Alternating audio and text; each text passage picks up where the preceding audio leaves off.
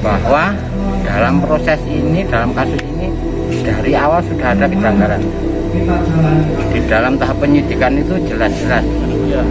Dalam proses persidangan itu ada pihak yang puas dan tidak puas, itu adalah hal yang biasa. Dari pihak sisi korban, ada pihak juga dari sisi terdakwa. Sungguh-sungguh terjadi. Inilah wajah penegakan hukum di Kabupaten Klaten. Kasus tangkap pencuri justru masuk saat ini sedang dalam proses persidangan. Hari ini berlangsung persidangan yang mengagendakan pledoi dari kuasa hukum terdakwa. Seperti apa harapan keluarga dalam penuntasan kasus ini? Berikut liputannya.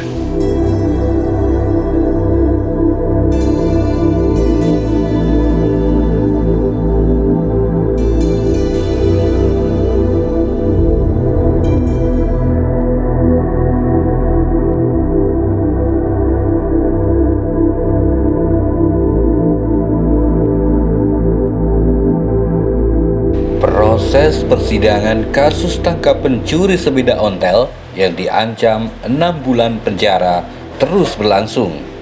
Hari ini Pengadilan Negeri Klaten menggelar sidang lanjutan terhadap kasus yang kini mulai viral di media sosial dengan terdakwa Sabto dan Rohmat asal Desa Glodokan, Kecamatan Klaten Selatan. Berdasarkan pantauan, sidang sempat molor hingga 4,5 jam. Semula diagendakan pukul 11 waktu Indonesia Barat, namun baru bisa terlaksana pada pukul 15.30 waktu Indonesia Barat.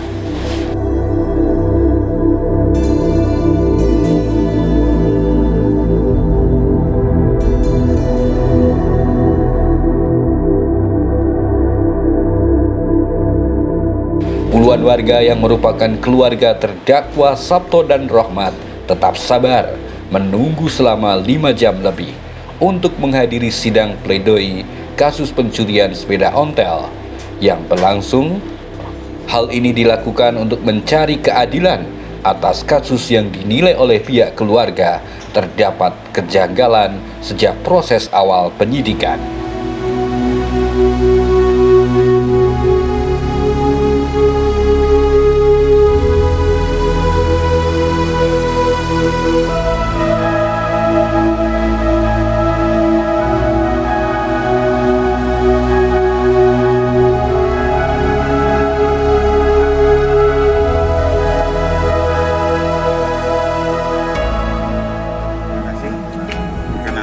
Nama saya Danang Widiantono, yang kebetulan saya kakak kandung dari terdakwa Sabto Widianarko. Di sini saya mewakili keluarga dan warga, ingin menyampaikan sedikit aspirasi atau unek-unek dari kami. Pada intinya keluarga dan warga masih tetap bersemangat untuk mengikuti dan mengawal perjalanan sidang perkara kedua terdakwa ini.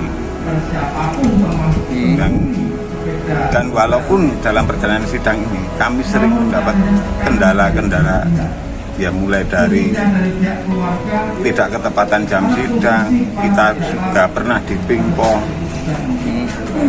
Terus mengenai pelayanan di sini kita juga pernah dikecewakan, tapi itu bukan jadi halangan buat kami untuk mencari keadilan.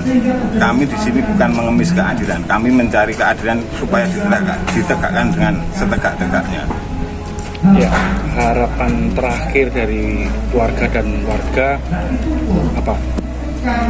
Untuk itu keluarga dan warga sangat berharap kedua terdakwa ini diputus bebas tanpa ada tuntutan sama sekali. Oke.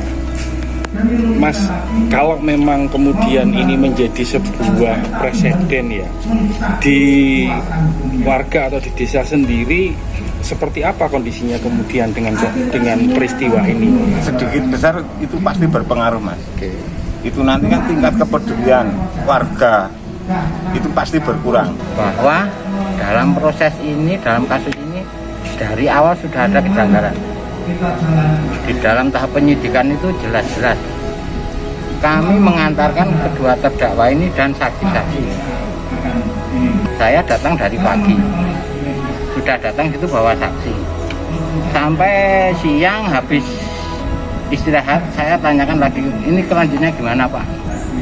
Di itu nggak saksi kunci tidak diperiksa, malah disuruh pulang. Jadi dari awal proses ini sudah saya menganggapnya cacat hukum gitu. Oke, ada upaya kriminalisasi Pak ya? Iya, iya. Kayak kriminalisasi gitu Pak. Adi Nugraha, Kasipidum Kejaksaan Negeri Klaten mengatakan, sidang kali ini adalah pledoi yang merupakan pembelaan dari kuasa hukum terdakwa Sabto dan Rahmat.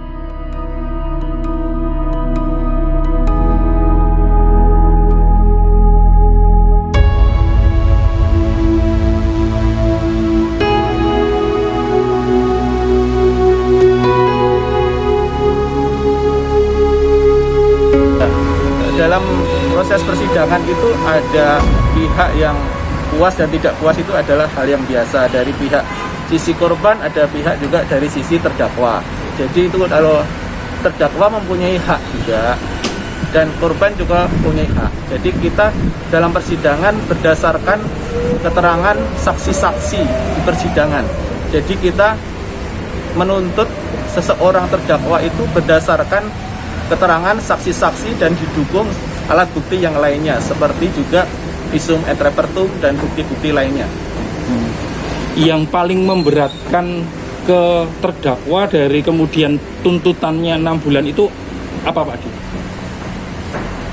Jadi kemarin dalam tuntutan sudah kita sampaikan, jadi memang ada dua peristiwa yaitu ya, jadi ada orang ngambil sepeda dan ada orang yang dianiaya.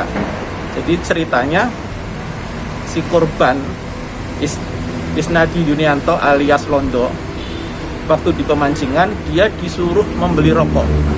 Londo ini adalah orang yang keterbelakangan mental, idiot. Itu dasarnya berdasarkan surat keterangan dokter rumah sakit jiwa ya, jadi bukan kita yang bercerita. Dia disuruh beli rokok karena tidak bisa menaiki sepeda motor, dia berjalan kaki. Di perjalanan beli rokok, dia melihat sepeda di teras rumah saudara saksi Sugeng. Diambillah sepeda itu untuk membeli rokok. Ya, maksud tujuan Londo itu untuk mengambil sepeda itu untuk membeli rokok. Saat mengambil sepeda itu dilihat oleh para terdakwa, Rahmat dan kawan-kawan. Setelah itu dilakukan pengejaran dan dapat, terus sepedanya Londo ditabrak dari belakang, jatuh, terus dilakukan penganiayaan dan tangannya itu dipelintir oleh terdakwa. Setelah itu datang saksi Cahyo yang melerai atau mengasih tahu, itu tonggoku, itu tetangga saya, orang yang kurang penuh, nggak kebak, nggak penuh, tapi tetap dipukuli. Jadi akibat dari perbuatan para terdakwa tersebut, saksi korban Londo mengalami luka patah jari teling kiri, jari manis kiri patah, dan luka memar di ujung kepalanya. Pihak keluarga pun berharap kedua terdakwa dapat dibebaskan dalam proses persidangan ini.